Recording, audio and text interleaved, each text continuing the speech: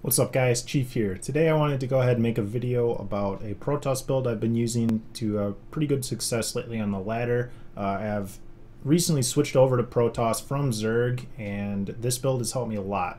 A lot of people have at least heard of it before or seen it at some point, and it's just a pretty standard build. It's the 3-gate Robo, which is a nice, safe, generally standard play build that's good for most maps, most matchups. It's just going to be really solid for you, and if you can master the build, it's going to help your core gameplay as Protoss a lot, because it's solid.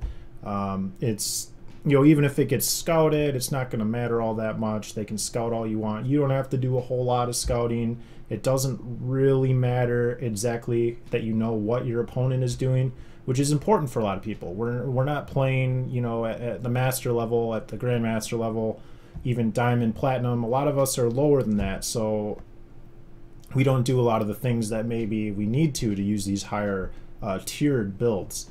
So what I decided to do is just go ahead and make this video to kind of go over the build with you guys. I'm going to do kind of an abridged version of the video where I just run through the build order real quick with you guys, show you a demo game, how it works. And then I think I actually am going to make a little bit more in-depth of a video. So if you guys are interested in that, I'll provide a link for that at the end. But for now, let's just get into the build order and see what it looks like. So if you guys do want to practice build orders, I would suggest doing something like this, where you just verse a very easy AI or whatever difficulty you feel comfortable with, really, and just keep bumping it up and seeing how you can do, just trying to make your build order as tight and as accurate as possible. So let's actually get into the view here. Now if you guys go ahead and go on Google and just type in 3-gate Robo build order, you're going to come up with a little list of your different benchmarks like I've provided in the description. That would be helpful while you're in the game to just throw up either so you can tab out and just double check it real quick. If you have another monitor, throw it over there. Back in the day, I used to write it on a post-it note, post it on the side of my monitor. That might help you guys. But the different benchmarks are going to be, let's back up just a little here because I actually decided to talk more than I originally thought. The first benchmark you're going to want to remember is Pylon at 9, Gateway at 13, and Assimilator at 15. Now the important part of this build is not necessarily getting these numbers exactly right, but the order and just kind of a general timing of when things are going to happen. So if you get scouted or you need to deal with like a 6 pool or something like that, obviously you might be a little bit different. You might be floating some minerals, so you can adjust these things a little bit. It's not going to matter all that much if you don't get them exactly right. So I'd like you guys just kind of think of it as a general idea more than you know, absolutely I need to do it in this order sort of thing. So you're going to grab your second pylon at about 15, and as soon as your gate, the biggest thing is you want to make sure you can throw down your Cybernetics Core within a few seconds of your gateway finishing. As you see your gateway starting to finish, make sure you start saving your minerals. You want to have about 150. Right when that finishes, you can start your Cyber Core. Don't worry so much about the exact starting it at 18 or exactly something like that. That's not quite as important as just making sure you get it as early as possible after your gateway finishes. It's worth delaying other things a little bit if you can just start that Cyber Core. Now the next thing you need to worry about, as soon as that Cyber Core finishes, you want to start your Warp Gate. That's going to be very important. What people suggest for you to do is, if you're going to use your Chrono Boost on probes, do it twice. 2 Chrono Boosts on probes, save the rest, start boosting your Cyber Core after that. That'll give you the best finish on your Cyber Core and give you your Warpgate Tech to get your units out nice and fast.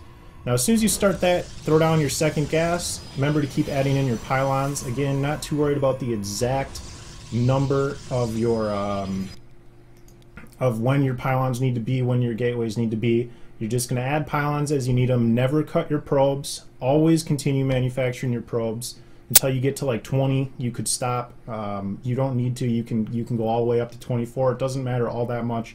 You just don't want to cut your probes in the beginning. That's going to hurt you a lot. Make sure you're constantly producing probes, and also try not to queue them up. You want to just have one warping in, and right before the other one finishes, start another one. If you leave them a bunch queued in, that's going to delay your other buildings. That's important to remember.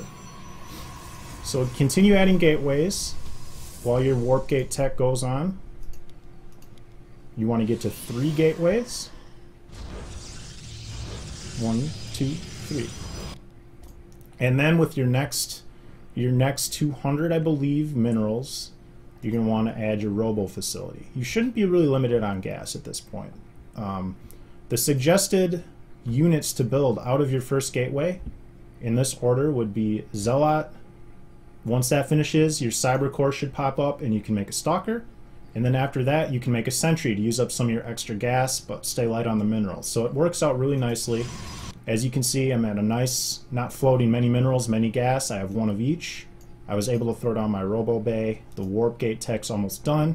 So right about the time this 3rd gateway warps in is when your Warpgate research should finish. That's what you're aiming for. So you're not looking to make any more units out of this first gateway, because you're going to have the Warpgate Tech to just warp them in really soon. So as we can see here, this would also be a good time to send your scout, your probe out to go make a proxy pylon. I think I do that in this video. Or just make some forward pylons if you plan on pushing. Nice and easy, Warpgate Tech is done. You make the 3 warp gates, start warping in your units, and the very first unit you want to make out of your Robo Bay every single game is your observer. Now this works out really nicely. With this build, I mentioned it's safe, it's a standard, it's good against a lot of things, and that's because you do get that early detection. So if your opponent's rushing like DTs or Cloak Banshees or something like that, this is a really nice timing for that observer to come out. Depending on your map size, if it's a really small map, they might be able to get some cloaked units to you, but you're going to have the observer coming out to be able to help with. You've got a decent force here. So this is your first warp in. You've got a decent force and you've got detection coming. So this is nice. This is a really good timing, 622 in the game, to have that detection out. Now, once you get to this point, the build order kind of stops. Now this is where I'm going to go ahead and kind of end this video here for you guys, because you can just understand that this is the build order. From this point you can do a couple different things. It's not as important to understand what you need to do because it's going to change from game to game. You can kind of, again, make your forward pylon, see what your opponent's doing, understand that you have a pretty nice force here off this one base, and if you think you can push and take out your opponent, great. If you can't, then you need to start making these other decisions of what you want to do next. Do you want to go to a second base? Do you want to tech up and try to make another timing push? What things do you want to do after this point are going to be covered in my more advanced and in-depth video. But this is just the general idea of what you want to do. And like I said again, if you guys just take that build order, the nice little outline that you find on Google or in the description of my video even, just hold that open on your other monitors somewhere where you can see it, just to remind you what you need to be doing. But if you want to just write a couple points down, you want to start your gateway on 13.